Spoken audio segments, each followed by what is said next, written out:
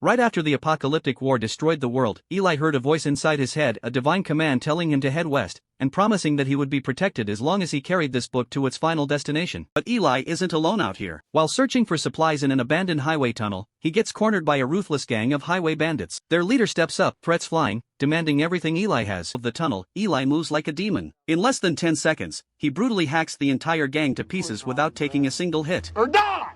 Are you listening to me? Put that hand on me again, you won't get it back. Hard one. Shit them!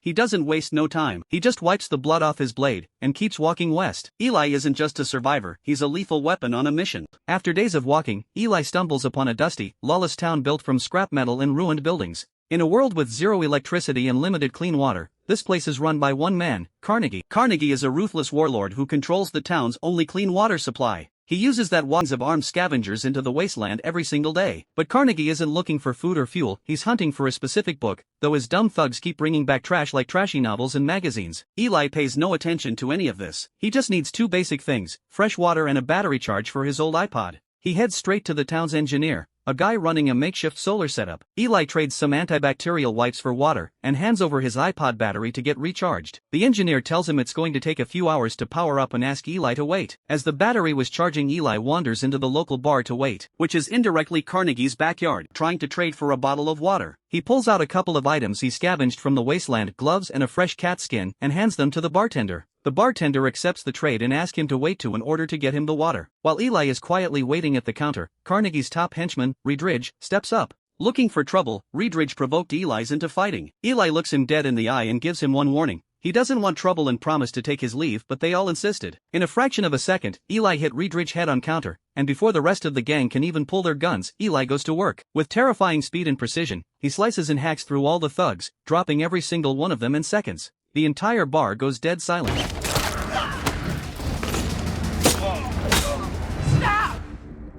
Watching the carnage from above, Carnegie isn't mad, he's amazed, realizes Eli is a lethal weapon, and tries to recruit him on the spot to be his head enforcer. Eli doesn't care about Carnegie or his money. He refuses the offer, grabs his water, and makes it clear he's leaving town. But Carnegie isn't about to let a guy this dangerous just walk out the door. Carnegie refuses to let Eli walk out of town. He offered Eli a room for the night, intending to force him to join his crew. But Carnegie knows muscle alone won't work on a guy like Eli, so he tries a different angle. He sends in Solara, the daughter of his blind mistress, Claudia. Carnegie's order to Solara is simple: sleep with Eli, break his guard down, and convince him to stay in town. If she fails, Carnegie threatens to punish her mother. But Eli isn't interested in her. He turns down the sex, but he does invite her to sit down and eat with him. For a girl who has lived her entire life under Carnegie's thumb, this kind of respect is completely alien. Before they eat, Eli stops her and says a prayer, thanking God for the food and water. Solara has never heard anything like this before. The next morning, Solara sits down at the breakfast table with Carnegie and her mother. Wanting to show off what she learned, she folds her hands, closes her eyes, and recites the exact grace prayer Eli taught her the night before.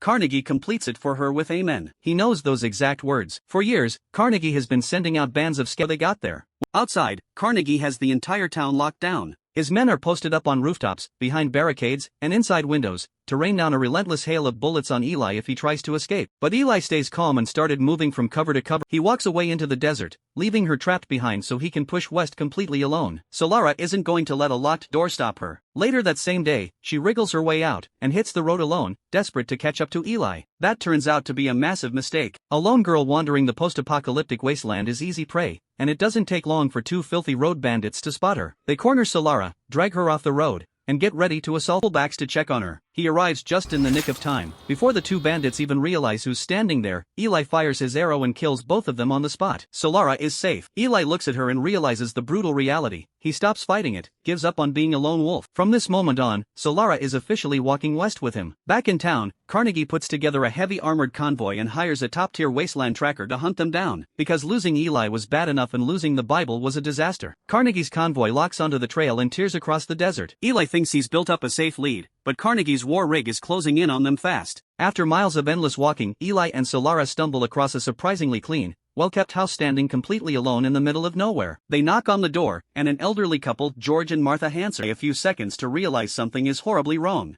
First, he notices the couple has an unnerving twitch in their hands. In a post-apocalyptic world, that involuntary shaking is a dead giveaway for Kuru, a brain disease you only get from eating human flesh. Then, they took them to their backyard. The entire backyard is packed with dozens of fresh. Carnegie's entire armored convoy has pulled up to the house, completely surrounding the property with dozens of heavily armed mercenaries. Carnegie speaks through a megaphone, giving Eli a dead simple choice: hand over the Bible, or get blown to pieces. Eli's response? He immediately and the two cannibal hosts team up, blasting away at Carnegie's men from every room. For a minute, the four of them hold down the fort against an entire army. Carnegie gets sick of playing games. He orders explosives onto the house, blowing the walls apart. George gets ripped apart by gunfire, and Martha gets wiped out seconds later. Out of ammunition and trapped in the open debris, Eli and Solara have nowhere left to run. Eli's luck has officially run out. Carnegie finally has him right where he wants him. Carnegie steps up and demands the Bible, but Eli keeps his mouth shut, refusing to give up its location. Carnegie knows Eli doesn't care about his own life, so he targets the one thing Eli does care about. He pulls out his pistol, presses the barrel directly against Solara's head, and gives Eli a ruthless ultimatum: hand over the book, or watch Solara's brains get painted across the dirt. Eli breaks. He can't let the girl die. He tells Carnegie the Bible is hidden at the back of the TV. Carnegie's goons dig through the rubble, pull out the massive leather-bound books. To make sure Eli never comes after him again, Carnegie aims his gun straight at Eli's gut and pulls the trigger. Eli collapses to the ground, bleeding out from a devastating abdominal wound. Satisfied that the wasteland will finish Eli off, Carnegie shoves Solara into the back of his armored vehicle, packs up his surviving crew, and turns the convoy around to head back to town. He leaves Eli dying alone in the dirt, completely stripped of the book he spent 30 years protecting. Carnegie is riding high in his convoy, celebrating his huge. While the guards are distracted, she manages to choke the gang member that was driving and they ended up in a crash. She jumps out of the wrecked vehicle, steals Carnegie's backup fuel truck to go looking for Eli. Before Carnegie turns around, she manages to pull the pin on a live hand grenade carried by one of the men and blasts the tires of his remaining vehicles so they can't chase her. The grenade out in seconds. Solara turns the stolen truck around and speeds back toward the destroyed homestead to find Eli. She spots a lone figure limping down the road.